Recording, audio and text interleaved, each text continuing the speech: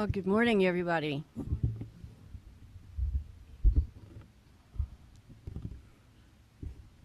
When you're short, you always have to adjust the world. Thank you, Sue. That was really lovely. And boy, I like having the bowls behind the meditation. I was thinking when we get our own space, we can do a recording of the bowls, and whether I'm here or not, that might be something we could put behind the meditations. So, anyway, thank you. And it was okay for you. Charlotte has a little bit of a sensitivity to loud bowls, so we had to play them a little bit soft today, which fit with the meditation.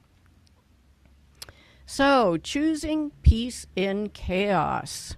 What an appropriate thing to look at. All month, Reverend Neil and Reverend Julianne have been looking at letting go and allowing in. And so we're going to kind of expand on that, go in a little bit different tack, a little different direction. So we all know we live in these challenging times. Everybody knows that. But I would like to start with to create some context for what we are living in right now. And what do I mean by that? So I'd like you to all just take a second here and envision something with me real quick. You're sitting in your house in the middle of the afternoon. All of a sudden there's this rumble and you notice the pictures on the wall are shaking and you're like, what the heck is going on? There may even some maybe booms going on and you're like, oh, did a transformer blow up or are we getting hit by drones? It catches you in the chest and you jump up and you rush out to the door to find out what's going on. And you open the door, oh, they're replacing the water mains in town. They're digging up. That's a shift in context. Before, you had no idea where that whole sound was coming from, and it gripped you with fear. And the minute you had some sort of context for what the sounds were that you were hearing, you were able to let go and relax. So that's what we're going to kind of look at here. So in your own life, how does major change show up for you? Usually does not show up when everything is peachy keen. Everything is going just according to Hoyle, as they say. It is probably not when that happens.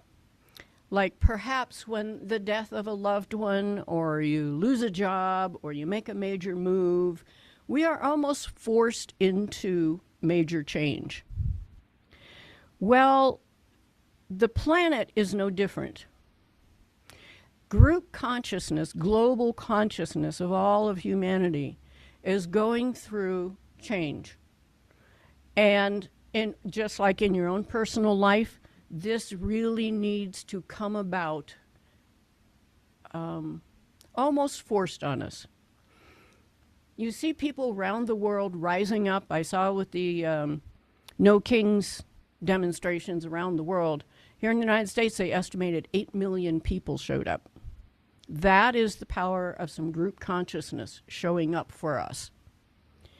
So as we become aware that we are part of this larger consciousness, this larger community, we recognize that we have an effect on the energy systems of the entire planet.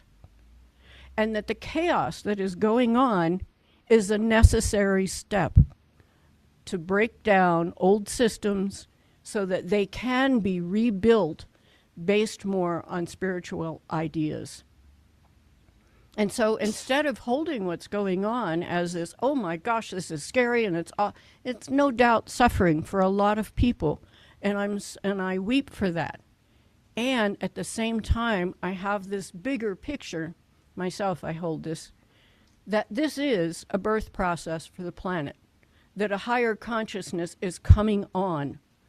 And just like a woman in labor, no, labor pains are not fun, but you get a baby when you're done. And so we are all part of this birthing process. And so I hope that helps you have a better context for what's going on the planet, and maybe perhaps not hold it quite as scary as it might feel right now.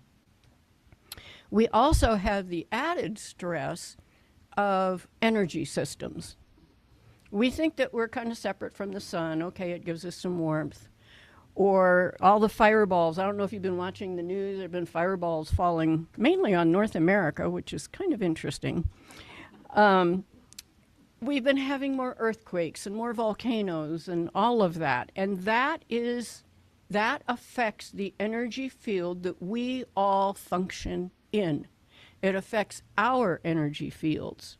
And so part of the stress that you might be feeling is in the actual energy field.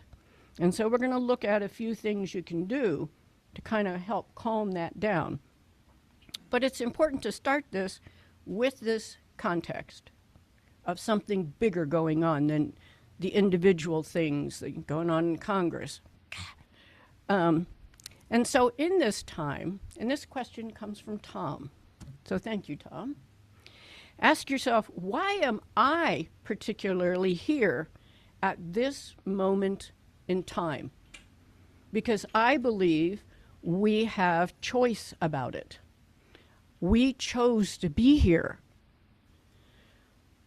And I suggest that not only are we here to witness this rebirth time for the planet, but that it is our own evolution also.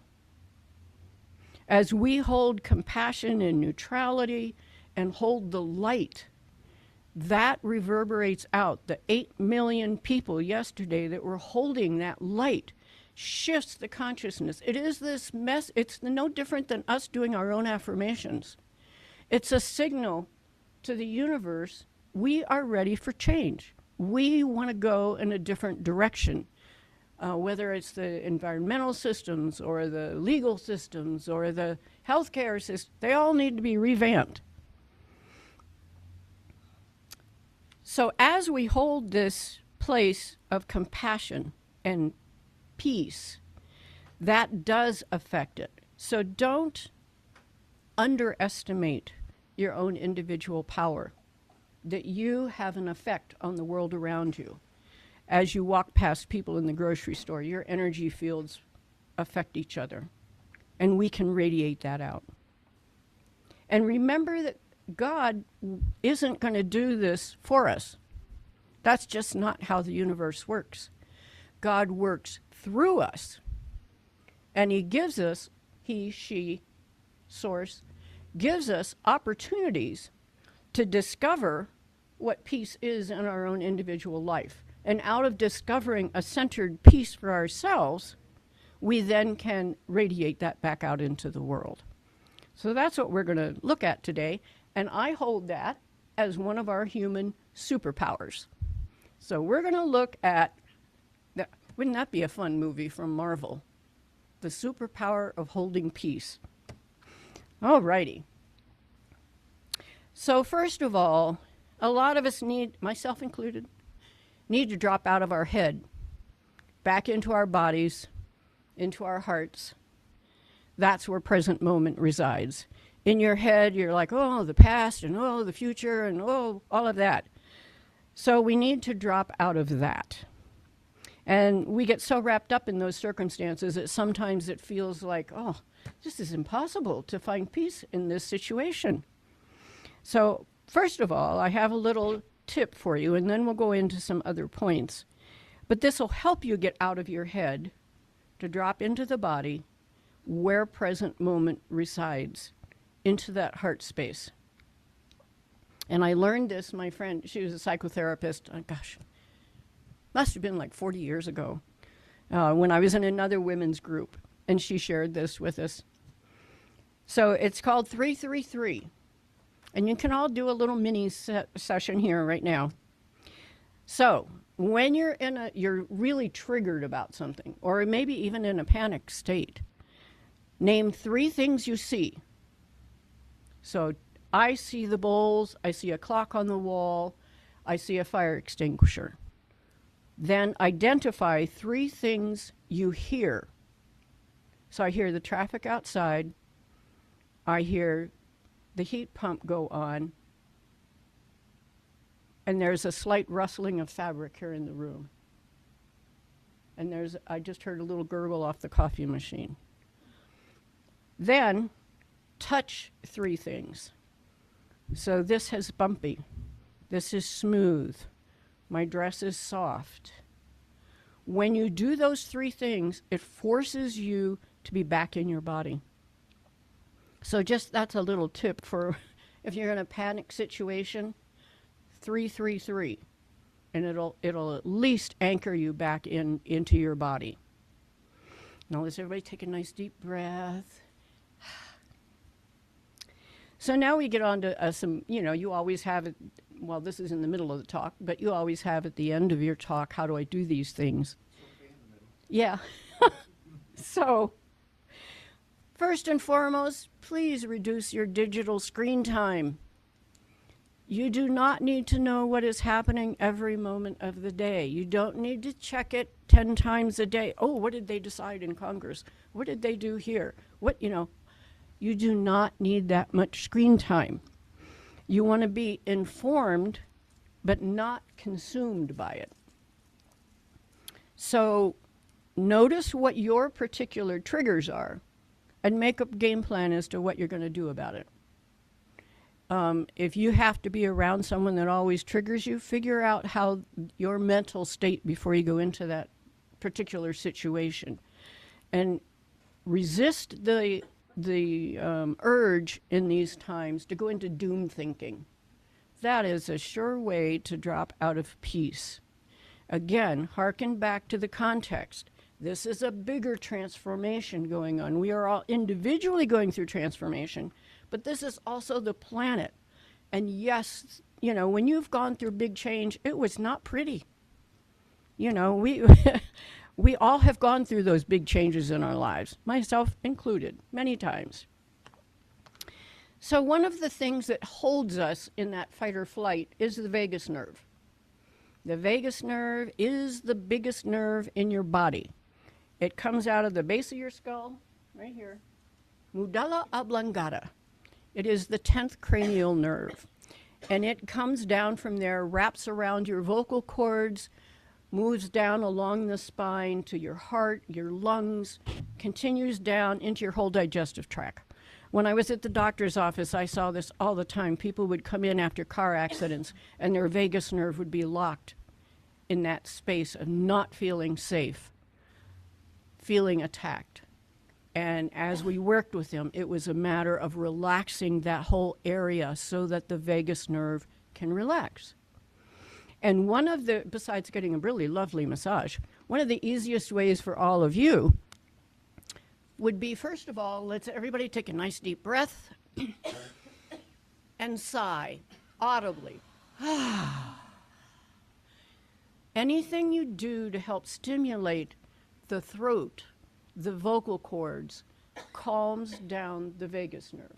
So whether you are humming or whether you are singing, this is why the monks in the monasteries and the nuns and even the people in our choral groups here, Phyllis, they all sing. And when they sing, it boosts the immune system. It lowers your blood pressure. It does all kinds of wonderful things.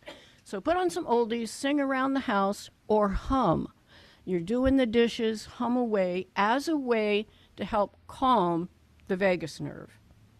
And then it calms you down enough that you can go into a state of meditation and visualize a more peaceful place. Create those visions of how you want our world to be and make them concrete. Feel what that's going to be like when that begins to show up for us and how we will all feel, now we can exhale.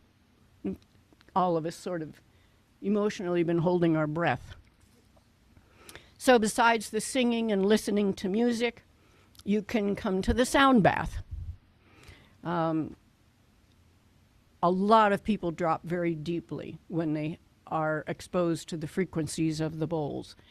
And then a couple months ago, you gave us that questionnaire, Reverend Neil, on what are your gifts.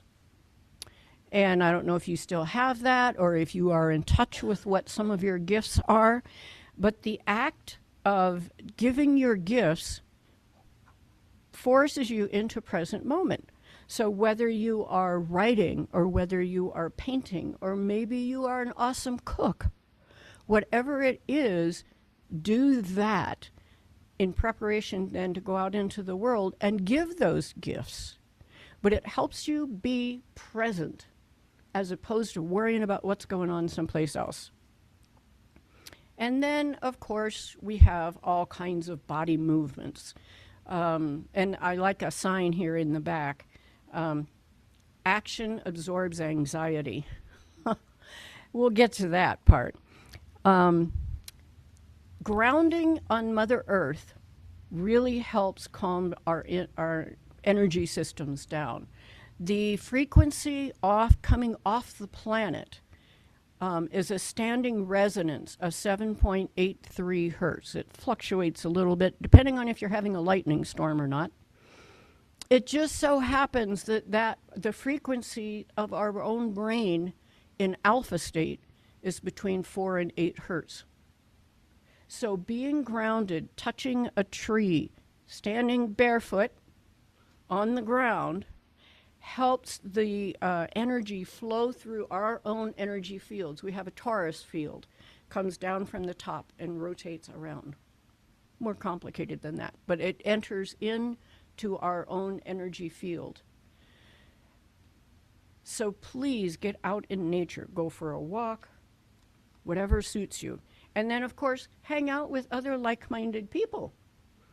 Seek your friends for support. Read uplifting material. Please don't read doom and gloom stuff. I know it is tempting. I know you want to find out who said what. Not helpful. Read something uplifting. Okay, so now we've done all these steps, assuming you're nice and quiet and relaxed, peaceful. Then you get to ask yourself, what is mine to do? The answer in a short term is following your passion and giving your gifts. And so maybe you're the one that cooks and distributes muffins to your neighbors, or just spend time with them and have a cup of tea. Maybe you paint and you could donate a painting for an auction. Or you've written some really lovely poems and you post them to share with the world. Or go to the writers group and share it. Smile at people. How many times have you been in the store and everybody in the store has a sourpuss look on their face? So you can go through the store smiling and radiating the peace that you now experience because you've made these conscious choices to stay in a balanced place. So we are here to be sacred observers of this transformation, our own transformation and of the planet. It is a birthing process. And we choose to be here at the balance point in between the two extremes. We are aware of the extremes, but we choose the balance point. So we create and hold our intentions for a more peaceful world. We grow with the opportunity that has been presented to us as it challenges us to choose peace over and over and over again. A choice to be more centered,